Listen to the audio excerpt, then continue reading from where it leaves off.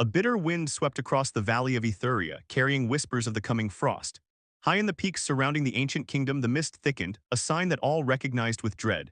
King Aldrich was dead, his broad shoulders and mighty hammer now still upon the funeral pyre, and the giants would soon descend from their mountain homes. The timing could not have been worse. "The law is absolute," declared Elder Morwen, her weathered hand tracing the runes carved into the stone table. "Since time immemorial, our kings have been chosen not by blood but by valor. Only those who stand against the giants shall wear the crown of Ethuria." The assembled nobles shifted uncomfortably in the great hall. Their ornate armor gleamed in the torchlight, polished to perfection for the trials to come. Lords and warriors from every corner of the realm had gathered, each believing themselves worthy of kingship. On the outskirts of the chamber stood Thorn, a man of the deep forests. His calloused hands betrayed a life of labor, not warfare. No gilded blade hung at his hip, no family crest adorned his simple leather vest. The guards had almost refused him entry until Elder Morwen reminded them that the law made no distinction between noble and common blood. "The giants will arrive within the fortnight," continued Morwen. "As tradition demands, each challenger will face them alone. Should any survive and prove victorious, they shall rule Ethuria until their final breath." Lord Darius, resplendent in golden armor that had never known a dent, rose to his feet. "My father forged the finest blade in the realm. Its edge has tasted the blood of 100 foes. I shall cleave the giants' heads from their shoulders and claim what is rightfully mine." Murmurs of approval rippled through the crowd. Other warriors stood to boast of their prowess. Lord Gareth with his legendary battle-axe, Lady Isolde and her poisoned arrows, Baron Thaddeus whose mace had crushed the skulls of 20 men in a single battle. Thorn remained silent, his gray eyes observing everything. He had no boasts to offer, no glory to his name. When the assembly ended, he slipped away unnoticed, heading not for the training yards where the lords showcased their martial prowess, but toward the eastern woods. The forest welcomed him with familiar sounds, the rustling leaves, the distant call of birds, the soft padding of creatures among the underbrush. Here, far from the clanging of steel and boisterous declarations of bravery, Thorn felt at peace. "Back again, Forest Walker," the voice startled him, though he showed no sign of surprise. Verdania stood beside an ancient oak, her hands stained with herbal remedies. Not quite a healer, not quite a warrior, she occupied a space between worlds, much like Thorn himself. Her copper hair caught the dappled sunlight filtering through the canopy. "The lords play at war," Thorn replied, his voice soft but clear. "They think the giants are merely larger men." Verdania's laugh was like wind chimes, "And you know better." "I've watched them." Thorn knelt beside a young ash sapling, his fingers gently tracing its smooth bark. "From the shadow of the northern ridge, they move like the earth itself, slow to anger but unstoppable when roused. Their skin isn't flesh but living stone, steel shatters against them." "Yet you mean to challenge them with what? Kind words?"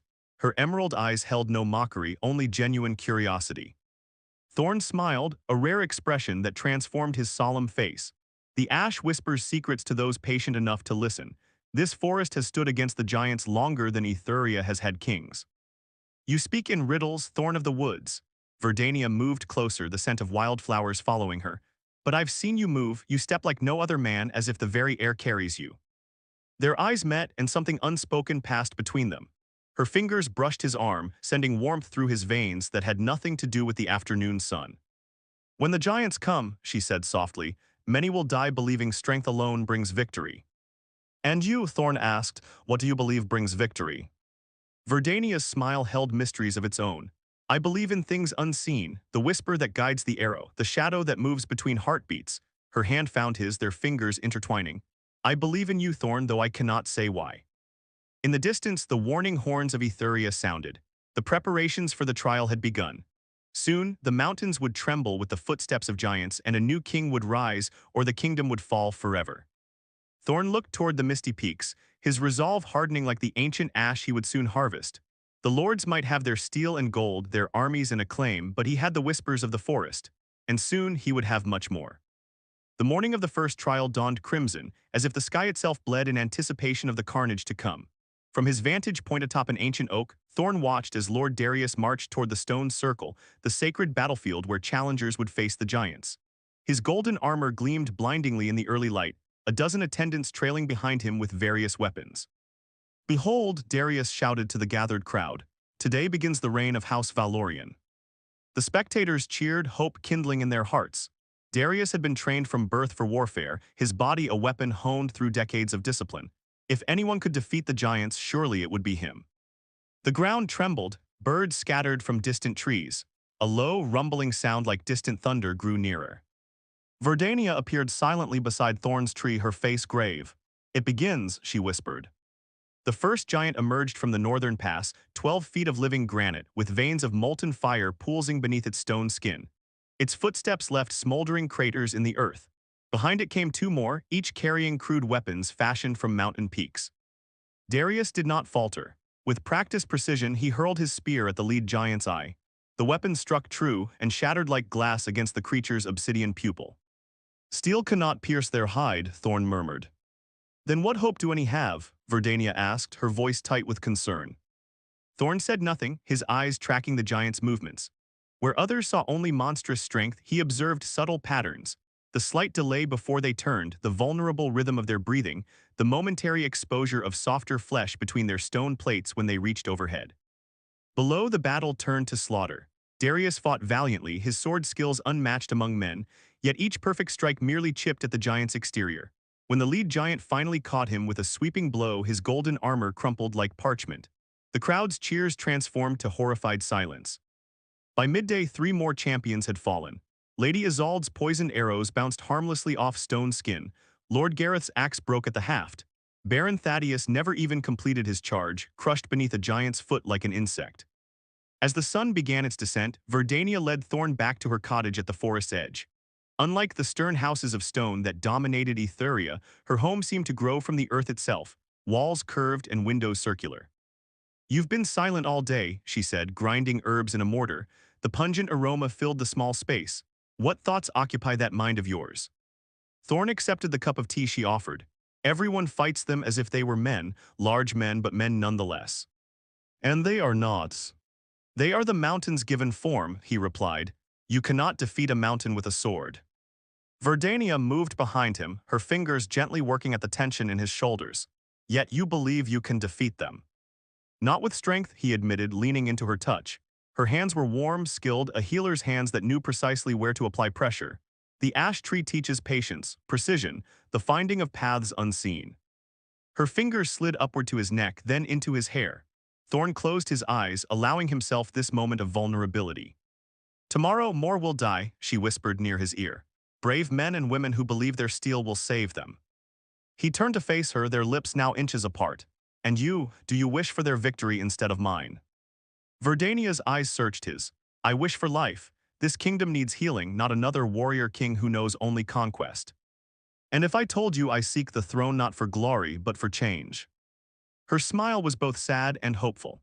"Then I would say you are either the greatest fool or the wisest man in Etheria." The weight of the moment pulled them together. When their lips met, it was not the passionate clash of warriors but the gentle meeting of kindred spirits. Her arms encircled his neck as he drew her closer, their bodies fitting together as naturally as roots to soil.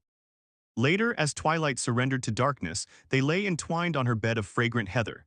Verdania traced the scars on his chest, old wounds from a life lived in the wild. "What will you do if you become king?" she asked, her head resting on his shoulder. Thorn stared at the ceiling, imagining possibilities that had seemed impossible just days before. "I would remind people of what they've forgotten, that we are part of this land, not its conquerors." "The lords will never accept such teachings." "Then they will learn," he said simply, "just as the giants will." Outside, the mountains rumbled with the giants' fury. By tradition, they would continue their assault until either all challengers were defeated or they themselves were vanquished. Tomorrow would bring more death, more shattered steel, more broken bodies. But tonight, in this small haven of peace, Thorn gathered his strength not from weapons or armor, but from the quiet certainty in Verdania's embrace and the wisdom whispered by ancient trees. Dawn found Thorn deep within the heart of the forest, where the oldest trees stood as silent sentinels. Here, where few from Etheria ever ventured, grew the sacred ash grove, trees so ancient their roots remembered the world's shaping. The morning mist clung to his skin as he moved with deliberate steps, touching each trunk, listening. "I seek your wisdom," he murmured, palms flat against the silvery bark of the eldest ash. "Not for glory, but for necessity."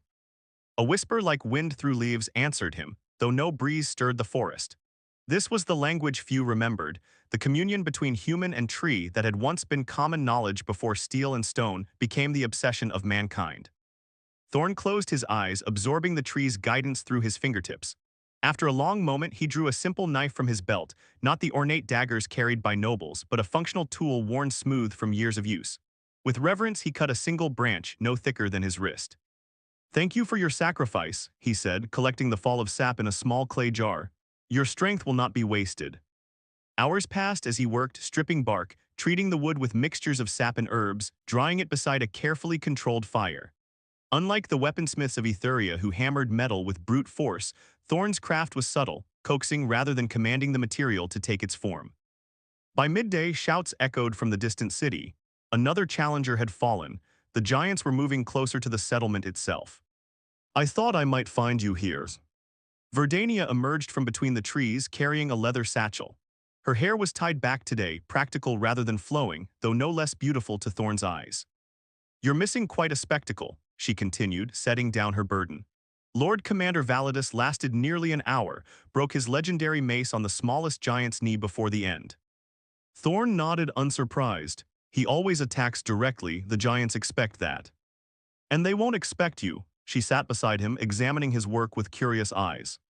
"They expect another fool with a metal stick." He held up the nearly completed spear. The wood had darkened to a rich amber hue, its grain flowing like water. "This is something else entirely." Verdania opened her satchel, revealing bundles of herbs and small vials of colored liquids. "I brought these for the binding ritual. If you truly mean to face the giants tomorrow, you'll need every advantage." Thorn's eyebrows rose slightly. "You know of the binding." "My grandmother was from the western tribes before she married into Etheria. Some knowledge remains." Her smile was both mischievous and tender. "Did you think you were the only one who remembers the old ways?" Together they worked as the sun traversed the sky. Verdania crushed rare flowers and mixed their essence with ash sap, creating a resin that Thorn applied to the spearhead in intricate patterns. Neither spoke much, their hands occasionally brushing in a dance of shared purpose. As dusk approached, Thorn held the completed spear before him. Unlike the gaudy weapons of the nobility, its power lay in its simplicity, a perfect extension of the wielder's will rather than a demonstration of status. The shaft fit his hand as if grown specifically for his grip. "It's time for the final binding," Verdania said softly. She took his free hand, guiding it to her chest. Beneath her simple linen tunic, her heart beat strong and steady. With her other hand, she drew a small ceremonial blade across his palm, then hers, their blood mingling as they clasped hands. "Blood freely given," she whispered, eyes locked with his. "Not taken, not coerced, the essence of life offered in balance." They pressed their joined hands to the spear's shaft, blood seeping into the thirsty wood. A subtle vibration ran through the weapon, and for a moment the ash seemed to glow with inner light. "Now it carries both our spirits," she said. The intensity of the moment changed, shifting from ritual to intimacy. Thorn set the spear carefully aside before pulling Verdania into his embrace. Their kiss deepened, hands exploring with growing urgency, the threat of tomorrow lending desperation to their passion. They made love there in the sacred grove, beneath stars just beginning to appear through the forest canopy. Their bodies moved together in perfect rhythm, gasps and whispers merging with the night sounds of the forest. In those moments, Thorn drew strength not just from ancient magic but from something far more powerful, the connection between two souls who recognized in each other something long sought. Afterward, they lay together on Thorn's cloak, her head on his chest, his fingers tracing patterns on her bare shoulder. "If you become king," Verdania murmured, "what becomes of us?" Thorn considered her question carefully. "The law says only that he who defeats the giants shall wear the crown. It says nothing of who stands beside the throne." She raised herself on one elbow, studying his face. "You would make a forest woman your queen, the nobles would revolt." "Let them," his hand cupped her cheek. "Etheria needs healing as much as protection. Who better to provide that than you?" A tear slipped down her cheek, catching the moonlight. "First you must survive tomorrow, promise me you will." Instead of empty assurances, Thorn kissed her again, pouring all his determination into the gesture. The spear lay beside them, drinking in the starlight, growing stronger with each passing hour. In the distance, a giant's roar shook the night, a challenge that would soon be answered, not with steel and fury but with ash and wisdom. The city of Etheria woke to smoke and despair. 3 days of challenges had left their mark, buildings crushed beneath giant footfalls, training grounds littered with broken weapons and bloodied armor. The giants had moved closer with each victory, their confidence growing as Etheria's champions fell one by one. In the great hall, Elder Morwen addressed a dwindling audience. The nobles who remained sat with bandaged limbs or haunted expressions, their earlier bravado extinguished. The law remains, she reminded them, voice cracking with age and sorrow. Any who wish to challenge may do so until either our kingdom falls or the giants are defeated. A murmur spread through the hall as Thorn entered. Gone was the silent observer from days past. Today he walked with quiet purpose, the ash spear in his hand drawing confused glances. No armor protected his lean frame, only simple leather hunting clothes and boots crafted for silence rather than show. Another corpse for the pyre, muttered Lord Validus from his seat, arm bound in a splint after his failed attempt. Verdania followed several paces behind Thorn, her chin raised against the disapproving stares. She carried a small pouch of herbs and salves, a healer's preparations, though few believed there would be anything left to heal after the giants finished with this presumptuous forester. I will challenge, Thorn announced, his voice carrying unexpected authority through the hall. Elder Morwen studied him with eyes that had witnessed 80 years of Etheria's history. You understand that no aid is permitted, you stand alone against the giants. I understand the law. Then may the spirits of our ancestors guide your hand, she gestured toward the ceremonial doors. The stone circle awaits. Outside, the remaining population of Etheria had gathered to witness what many believed would be the final challenge before their kingdom fell. Children clutched their mothers' skirts, old men leaned on walking sticks, warriors nursed wounds and broken pride. At the edge of the circle, Verdania caught Thorn's arm. Remember what I showed you, she whispered. Their joints are weakest when they reach, their eyes cannot track swift movement well. He nodded, allowing himself one final luxury, the press of his lips against hers, heedless of the scandalized gasps from onlookers. Watch closely, he told her. This is not an ending but a beginning. The stone circle had stood for 1,000 years, its perimeter marked by monoliths carved with the names of every king who had proven their worth against the giants. Today, its packed earth bore the scars of recent battles, impact craters, bloodstains, fragments of shattered weapons. Thorn took his position at the center, the ash spear held loosely in his right hand. His posture suggested relaxation rather than combat readiness, his breathing measured and calm. The giants approached with thunderous steps. No longer 3 but 5, the additional pair having joined their brethren after sensing easy victory. Their leader, a behemoth with a crown of obsidian spikes, regarded Thorn with contempt. Small one, it rumbled in the ancient tongue, voice like an avalanche. You bring wood to face stone. Thorn did not reply. His eyes had taken on a distant quality, as if seeing through the giants to something beyond. The ash spear hummed almost imperceptibly in his grip. The first giant charged with surprising speed, massive arms outstretched to crush this insignificant human. The crowd gasped, then fell silent in disbelief. Thorn was no longer there. He had moved, not the desperate scramble of previous challengers, but a fluid step that seemed to flow like water around stone. One moment in the giant's path, the next 3 paces to the side, his body angled to reveal the minimum target. The giant's momentum carried it forward, confusion evident in its molten eyes. Before it could recover, Thorn struck, not with brute force but precise application of pressure. The ash spear found the narrow gap between stone plates at the back of the knee, sliding through with minimal resistance. The giant bellowed, more in surprise than pain, as its leg buckled. It did not fall, these creatures were too massive for that, but it staggered, balance compromised. Kill him, commanded the leader. 2 more giants rushed forward simultaneously, flanking Thorn from opposite sides. The crowd held its collective breath, certain this would be the end. What followed resembled not combat but choreography. Thorn moved in constant motion, never directly opposing the giant's strength, always finding the path of least resistance. Where others had tried to block blows that could shatter mountains, he simply was not there when the strikes landed. The spear never stopped. Each movement flowed into the next, the weapon an extension of Thorn's will rather than a tool. It found eyes, throat gaps, the softer stone beneath arms, the vulnerable confluence of energy at the base of the spine. No single strike was devastating, but each precisely targeted thrust disrupted the giant's living stone. He fights like water, whispered Verdania to herself, though those nearby heard and nodded in stunned agreement. Blood the color of magma began to seep from a dozen wounds on each giant. Their movements grew less coordinated, their attacks more desperate. Thorn sustained glancing blows that would have pulverized a fully armored knight, yet he continued his fluid dance, the ash spear singing through the air. The first giant fell to one knee, then forward onto its face, its internal fire dimming. The second soon followed. The remaining 3 circled more cautiously now, their earlier confidence evaporated. What manner of warriors? Demanded their leader. Thorn finally spoke, his voice clear despite his exertion. One who listens rather than commands, one who bends rather than breaks. The spear twirled in his hand, leaving a faint trail of light. One who remembers what your kind has forgotten. The battle resumed with renewed fury. Massive fists cratered the earth where Thorn had stood heartbeats before. Boulder-sized projectiles whistled through empty air. Yet always the ash spear found its mark, always Thorn's movements anticipated rather than reacted. As the sun reached its zenith, only the giant leader remained standing, its obsidian crown broken, its stone skin cracked and leaking vital essence. It towered over Thorn, who now showed the effects of hours of combat, a cut above one eye favoring his left leg, chest heaving with exertion. "You cannot defeat, Mountain," the giant growled, gathering its remaining strength. Thorn looked up at the massive creature, his expression not of hatred but understanding. "I am not defeating a mountain," he replied softly. "I am becoming one."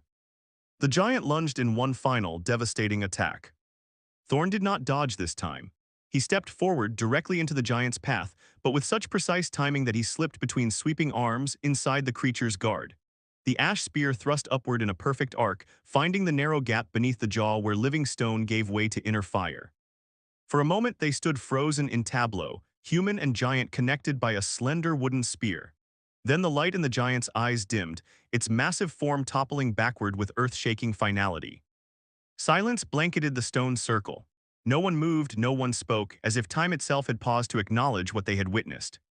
Then the ceremonial drums began to beat. The coronation ceremony was unlike any in Etheria's history. Traditionally held in the Great Hall amid golden splendor, this one took place beneath open sky in the stone circle itself, the fallen giants' cooling bodies forming an unprecedented backdrop to the ancient ritual. Thorn knelt as Elder Morwen approached with the crown, a circle of intertwined metals representing the unity of the kingdom's founding tribes. Her hands trembled slightly, not from age but from the weight of the moment. "The law has spoken," she proclaimed. "He who defeats the giants shall wear the crown. Rise, King Thorn of Etheria, first of his name." The crown settled upon his brow, heavier than it looked, as all true crowns are. Thorn rose slowly, the ash spear still in his hand. Its surface had changed during the battle, the wood now striated with veins of amber that pulsed with gentle light. "I accept this crown," he said, voice carrying to the furthest corners of the gathered crowd, not as conqueror but as guardian, not as master but as servant. Confusion rippled through the assembly. These were not the words of a triumphant warrior king.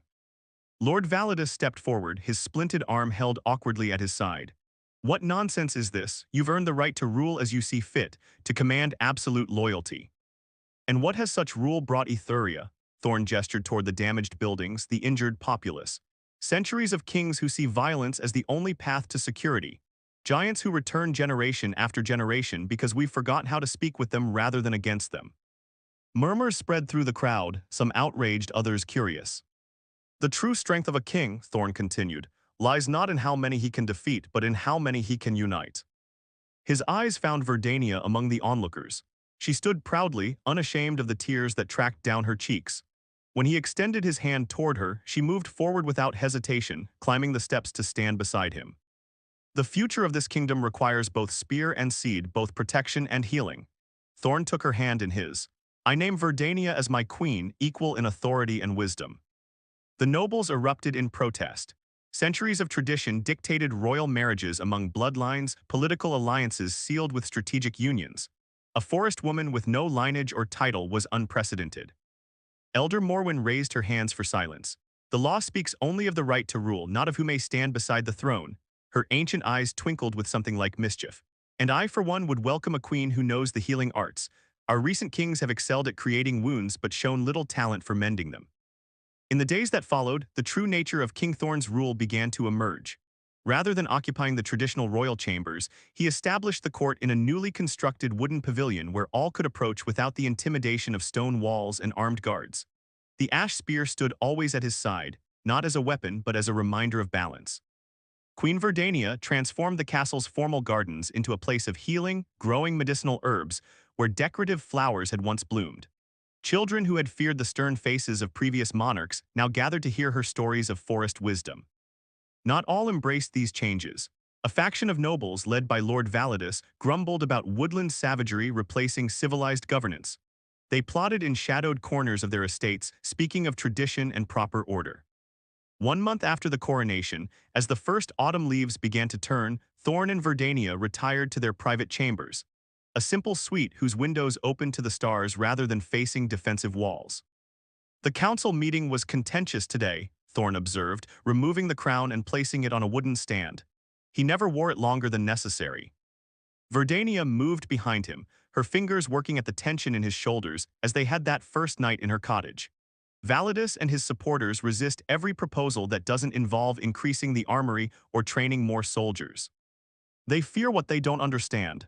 He turned to face her, gathering her hands in his. Fear can be overcome with patience. And if patience fails, her eyes searched his, concerned but not fearful. Instead of answering directly, Thorn led her to the balcony. Below, the city of Etheria spread in concentric circles, torchlight marking streets and homes, people moving about their evening routines. Beyond the city walls, the forest stretched toward distant mountains now free of mist. "Look there," he said softly, pointing toward the northern ridge. At first, Verdania saw nothing unusual. Then movement caught her eye, massive forms moving with deliberate care along the mountainside, giants but not approaching with destructive intent. They appeared to be building something. "You've been communicating with them," she realized, eyes widening. Thorn nodded. "Their language never truly left me after the battle. They are not mindless destroyers, Verdania. They are guardians of the mountains, just as we should be guardians of the valley." "The ancient alliance," she whispered. "Before steel and conquest, my grandmother spoke of such things as legends." "Not legends, forgotten truths." He slipped his arm around her waist. "The giants will help us rebuild what was damaged. In return, we respect the boundaries they establish. Partnership instead of endless conflict." Verdania leaned into his embrace, her hand coming to rest on her abdomen in an unconscious gesture that did not escape Thorn's notice. His eyebrow raised in question, hope kindling in his eyes. Her smile confirmed what he suspected. "It seems our binding ritual created more than just a magical spear," she said softly. "New life grows where two bloodlines join." Thorn placed his hand over hers, emotion tightening his throat. This child would be something unprecedented, born of forest wisdom and warrior skill, of healing hands and protective strength. A true bridge between worlds. "If Lord Validus knew," Verdania continued, her expression sobering, "he would see this as further dilution of royal blood. Then we ensure that by the time our child arrives, such distinctions have lost their meaning." Thorn's voice held quiet determination. "We build a kingdom where what flows in one's veins matters less than what lives in one's heart." Below them, the first of the giants reached the outskirts of the city. Instead of panic, the citizens of Etheria watched with cautious curiosity as the massive beings began clearing debris with gentle efficiency. Children, always quicker to abandon fear than adults, approached with wonder rather than terror. The old world and new converged in that moment, stone and forest, giant and human, strength and compassion. In Thorn and Verdania's embrace, in the child growing within her, in the crown that now represented not conquest but connection, Etheria found a future neither side alone could have imagined. The ash spear in the royal chamber glowed softly, its amber veins pulsing like a heartbeat, whispering ancient wisdom to those now ready to listen.